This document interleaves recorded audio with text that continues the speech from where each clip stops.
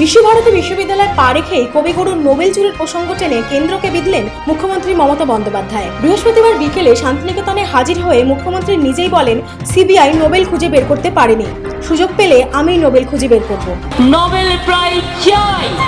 এখানেই না থেমে মুখ্যমন্ত্রী 12 বছর আগে রবি ঠাকুরের নোবেল চুরির প্রসঙ্গ তুলে দুঃখ প্রকাশ করেন।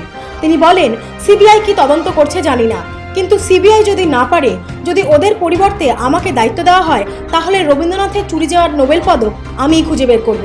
ওর নোবেল পদক চুরির ঘটনাটা আমি কিছুতেই মেনে নিতে পারি না, কারণ রবীন্দ্রনাথ মানেই একটা সেন্টিমেন্ট, উনি রাজ্যের, দেশের, বিশ্বের, তাই আমারও একটা দায়িত্ব থেকে যায়।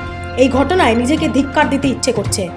বিশ্বভারতী থেকে নোবেল চুরি গেছে, এটা খুবই লজ্জার। প্রসঙ্গত 2004 সালের 25শে মার্চ শান্তিনিকেতন থেকে নোবেল চুরি যায়। পদক উদ্ধারের দাবিতে একমাত্র মমতা বন্দ্যোপাধ্যায়ই উত্তরায়ণের সামনে রাতভর অবস্থান করেছিলেন। প্রথম তিনি এই ঘটনায় সিবিআই তদন্তের দাবি করেছিলেন, কিন্তু নোবেল চুরির 12 বছর পরেও চুরির কিনারা এখনো করতে পারেনি কেন্দ্রীয় গোয়েন্দা সংস্থা। উল্টে শান্তিনিকেতন থেকে লাগাতার চুরির ঘটনা বেড়েছে। রাতের অন্ধকারে ট্রাক আনিয়ে একের পর এক স্থাপত্য উধাও হয়ে গিয়েছে।